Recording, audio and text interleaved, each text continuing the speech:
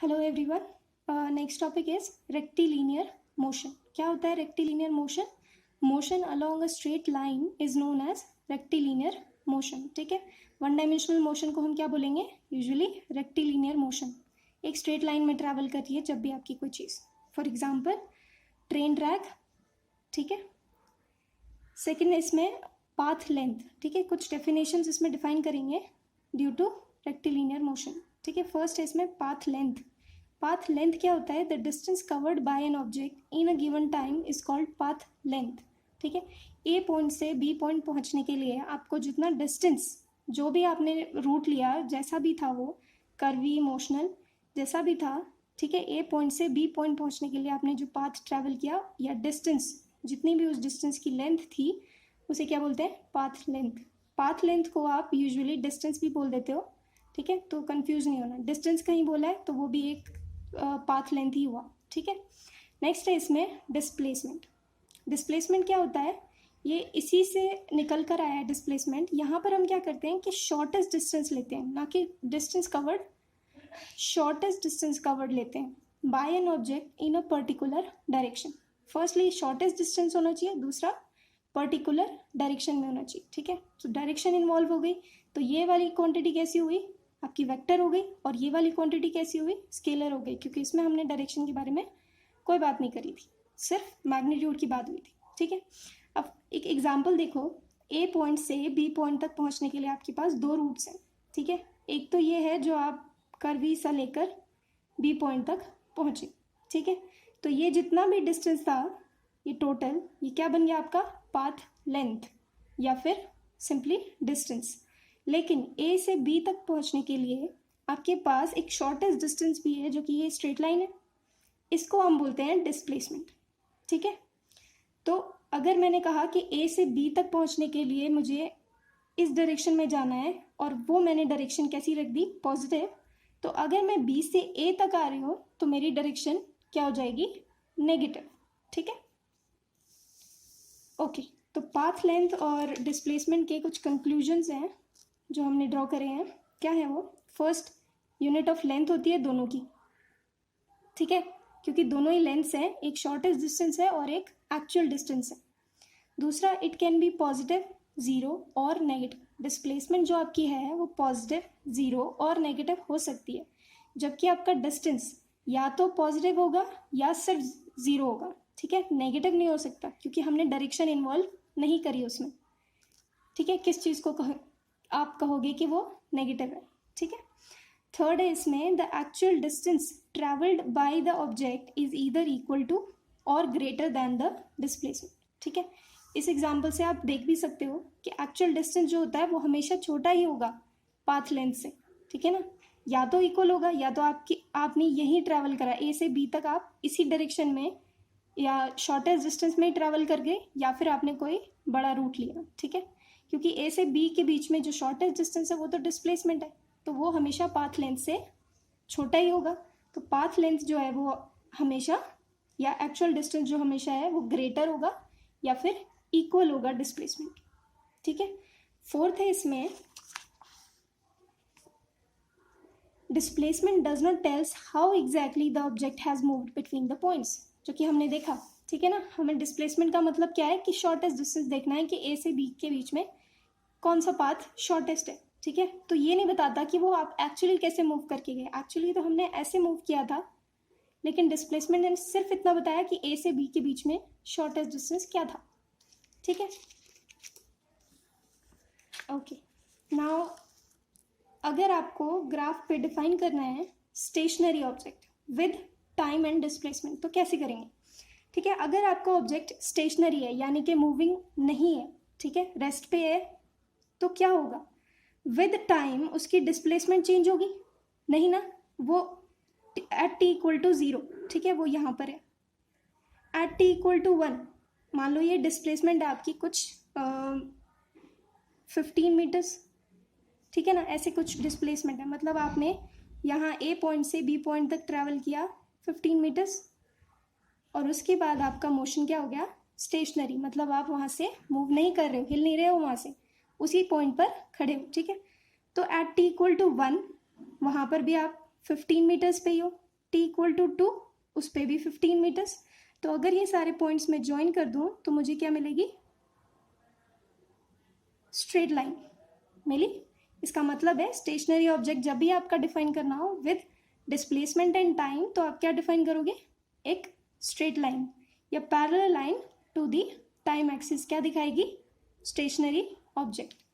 Similarly अगर आप uniform motion देखो, यूनिफॉर्म मोशन का मतलब है कि आपने हर बार सेम डिस्टेंस ट्रैवल किया इन द सेम टाइम। मान लो आपने पहले 1 सेकेंड में 15 मीटर्स ट्रैवल किया, तो अगले 1 सेकेंड में भी आपने 15 मीटर्स ही ट्रैवल किया, हर बार सेम डिस्टेंस ट्रैवल कर रहे हो, ठीक है।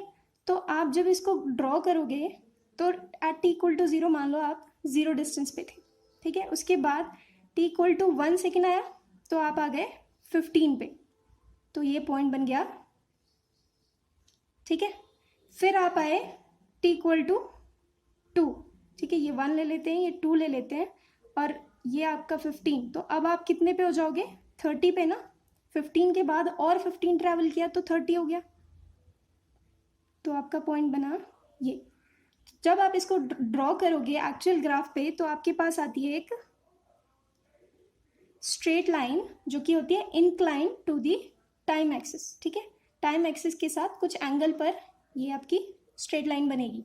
तो ये कैसा दिखा रहा है आपको, uniform motion of an object, ठीक है। इसके बाद आता है वेरिंग मोशन या नॉन यूनिफॉर्म, मतलब आप किसी भी टाइम इंटरवल पे कुछ और डिस्टेंस ट्रैवल कर रहे हो, मतलब पहले सेकंड में आपने 15 किया, दूसरे में 30 कर लिया, तीसरे में 45, फिर कम हो गया, फिर ज़्यादा हो गया, इस तरह से।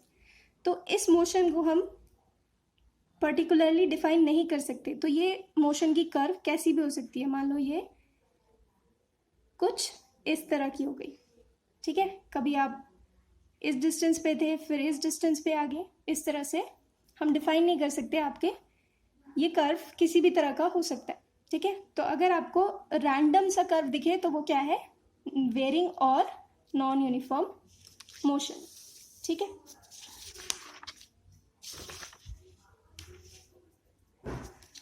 ओके, नेक्स्ट है इसमें uniform motion in a straight line, ठीक है। यूनिफॉर्म मोशन आपका स्ट्रेट लाइन में कैसा होगा, अभी हमने बात करी।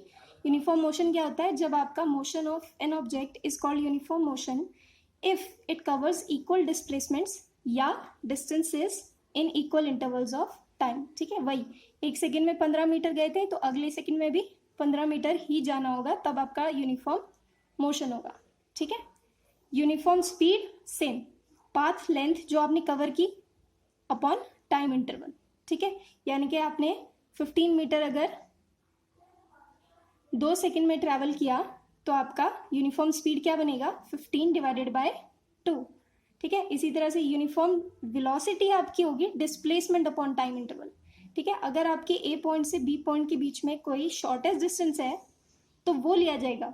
मान लो शॉर्टेस्ट डिस्टेंस 15 नहीं 10 आता है, तो 10 मीटर अपॉन 2 सेकेंड्स, इस तरह से आपको करना हो, ठीक है। उसके बाद इस सिनेरियो को कंसीडर करें, अगर हम देखो आप पहले ओरिजिन पे थे पॉइंट ओ पर, ठीक है, एट t इक्वल टू 0, मतलब कि जब से हमने नोट करना शुरू किया टाइम को, स्टॉप वॉच थी आपके पास, आपने उसे स्टार्ट करना शुरू किया तो आप यहाँ पर थे। फिर कुछ टाइम के बाद at t equal to t कोई टाइम है, ठीक है, उस पर आप पहुँच गए एट x डिस्टेंस, किस पॉइंट पर, पॉइंट ए पर। उसके बाद कुछ और आप चले तो आप पहुँच गए एट t डैश और डिस्प्लेसमेंट आपकी हुई x डैश, ठीक है। तो अब वो अगर आपको मैं पूछूं कि a पॉइंट से b पॉइंट तक पहुंचने के लिए आपको कितना टाइम लगा, तो आप क्या बताओगे, ये तो टोटल टाइम है, t डैश 0 से t डैश पूरा टाइम हो गया o से b, पर मुझे चाहिए a से b, तो क्या होगा, t डैश में से ये वाला t टाइम माइनस कर देना, तो क्या बचेगा, ये वाले इंटरवल a से b तक पहुंचने का टाइम बचेगा, वही हमने किया, ठीक है। वेलोसिटी कैसे निकली यहाँ पर, डिस्प्लेसमेंट जो भी a से b के बीच में थी, a से b के बीच में अगर आपको डिस्प्लेसमेंट देखनी है तो क्या होगी, x डैश माइनस x, तो बचेगा a से b के बीच की displacement x dash minus x upon t dash minus t, ठीक है ना, डिस्प्लेसमेंट अपॉन टाइम इंटरवल क्या देगा, वेलोसिटी। अब इस एक्सप्रेशन से आप क्या निकाल सकते हो, डिस्प्लेसमेंट का एक्सप्रेशन निकाल सकते हो। कैसे, आप ये जो टी डैश माइनस टी है इसको मल्टीप्लाई कर देते हैं वी के साथ, ठीक है। जब आप इसको मल्टीप्लाई करते हो तो v into t dash minus T equals बनता है एक्स डैश माइनस एक्स, ठीक है। तो एक्स डैश एक्चुअली क्या बन गया, equal to x plus v into t dash minus t. तो एक्स डैश क्या है, आपकी टोटल डिस्प्लेसमेंट जो आपने ओरिजिन से स्टार्ट करी थी और बी तक पहुंचने के लिए आपने टोटल डिस्प्लेसमेंट ली, ठीक है ना। तो ये आपका डिस्प्लेसमेंट का एक्सप्रेशन बन सकता है, जिसमें आपकी इनिशियल क्या डिस्प्लेसमेंट थी वो भी आपको रखनी पड़ेगी, ठीक है। तो ये इक्वेशन होती है जो आपकी काइनेमैटिक्स इक्वेशन होती है यूनिफॉर्म मोशन की, ठीक है, जिसके बारे में आगे और डिस्कस करेंगे। ऑल्सो अगर आप देखो एट टी इक्वल टू 0 आपकी डिस्प्लेसमेंट एक्स नॉट है, ठीक है। मतलब कि आपने यहाँ से टाइम स्टार्ट कर बजाय यहाँ की, ठीक है। भूल जाओ ये पॉइंट ओरिजिन कुछ था, आपने यहाँ से, तो ये टी क्या बन गया 0, ठीक है ना।